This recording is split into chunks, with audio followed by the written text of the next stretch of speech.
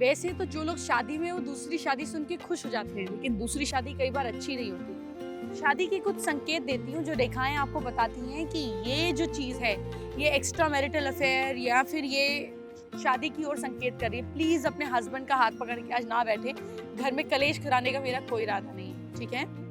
शादी की रेखा तिल होना या लाइफलाइन या पार्टनर की जिंदगी की तरफ खतरा देता है। यहाँ पे ये आपकी लिटिल फिंगर के नीचे ये जो लाइंस है, ये मैरिज और अफेयर्स की लाइन को रिफ्लेक्ट करती है। इसके अलावा अगर कोई भी परेशानी हो तो आपको देखना है कि ये लाइन कट हो रही है, इसमें फोक निकल रहा है, ऐसा तो कुछ नहीं आ रहा है। शुरुआत में अगर यहाँ पे आइलैंड बन जाए, अगर यहाँ आइलैंड जैसी सिचुएशन बन जाए, इस तरीके से हो जाए, तो एक्स्ट्रा मैरिटल अफेयर की तरफ भी इशारा करता है। शादी की रेखा शुरुआत के हिस्से में अगर लाइन निकलती है तो ऐसे में तलाक होने के चांसेस हैं। मतलब ऐसे में लाइन निकलती है और नीचे गिर जाती है, यहाँ से लाइन निकली फोक हो गई, तो ये सेपरेशन है ना। शादी की लाइन में सेपरेशन, दूरी आने की उम्मीद होती है। शादी की रेखा नीचे की ओर जब झुक जाती है, जैसे मैंने आपको बताया, यहाँ जब झुक जाती है तो ऐसा भी होता है कि कई बार इसके बहुत एक्सट्रीम नतीजे होते हैं, मतलब एग्रेसिव डिवोर्स होते हैं। शादी की रेखा अक्सर अगर मुड़कर नीचे छोटी उंगली की तरफ पहुंच जाती है तो ऐसे लोगों की शादी तो होती है, लेकिन कहीं ना कहीं इनकी शादी मुश्किल भरी होती है। अब मैं आपको आराम से समझाती हूँ, यहाँ रुकिए और समझिए। तो अब देखो, ये जो एरिया है, यहाँ से लेकर यहाँ तक का एरिया, ये शादी का माना जाता है। अब पहले के टाइम में ये जो लाइन थी, इसकी एज हम मान सकते थे कि 14 साल में शादी हो गई, 12 साल में शादी हो गई। अब तो ऐसा कुछ नहीं है। अब तो आपको मिनिमम 18 साल चाहिए शादी करने के लिए। यूजुअली लोग 20 साल 22 साल से पहले नहीं सोचते। तो हम आज मान के चलते हैं कि जो एवरेज शादी की एज है ये 20 साल है।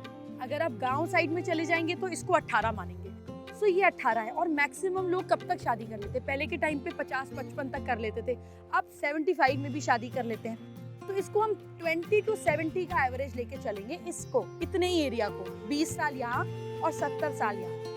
अब आप देखिए, इसको डिवाइड कर दीजिए 20, 30, 40, 50, 60 एंड 70, ऐसे छोटा इमेजिनरी लाइन या पेंसिल लेकर ड्रॉ कर लीजिए। अब यहाँ पे जो ये हॉरिजॉन्टल लाइंस है ना, ये आपकी शादी की एज बताती है। इससे आपको पता चल जाएगा 30 में शादी होगी, 40 में होगी। बहुत बारीकियत है, लेकिन आपको मजा आएगा आप जैसे जैसे देखने लगेंगे। अब ये हमारी शादी तो हो गई। अब शादी के बाद क्या हो रहा है? अगर यहाँ तिल आ जाएगी, शादी में डिस्टर्बेंस, लाइन नीचे चली जाएगी, शादी नीचे फॉल आउट हो जाएगी। लाइन में फोक आ जाएगा, ऐसे 2 लाइन आ जाएगी, इसका मतलब 2 रास्ते अलग अलग हो गए। सो आपकी शादी का परिणाम क्या होगा? ये ठीक रहेगी। अगर इसमें छोटे छोटे कट रहते हैं तो हस्बैंड वाइफ के बीच चिक चिक चिक चिक रहती है। What is palmistry? It is you. आप ही के प्रारब्ध, आप ही की किस्मत, आप ही के हाथ हैं। भगवान एक पत्ती रिपीट नहीं करता, हाथ की लाइन रिपीट नहीं करता। 2 ट्विंस के हाथ की लाइन सेम नहीं होती। Forget about twins. अपना लेफ्ट और राइट हैंड ही देख लीजिए, उसकी भी लाइन सेम नहीं होती है। बहुत सारे लोग मुझसे पूछते हैं कि हम लेफ्ट हैंड देखें कि राइट हैंड देखें, समझ ही नहीं आता। Right hand is your conscious mind, left hand is your subconscious mind. जो लोग इंडिपेंडेंट नहीं हैं, जैसे बच्चे, जो लोगों की अर्निंग इनकम नहीं है, जैसे होम मेकर्स, जो लोग अपने डिसीजन खुद नहीं ले सकते, उनके लिए हम लेफ्ट हैंड देखेंगे। इसीलिए पहले के टाइम में लेडीज का लेफ्ट हैंड देखा जाता था। लेकिन मैं एक वर्किंग लेडी हूँ, मैं अपने डिसीजंस खुद लेती हूँ, मैं इंडिपेंडेंट हूँ। मेरे में और एक आदमी में कोई फर्क नहीं है, एक्सेप्ट द फीमेल एनाटॉमी।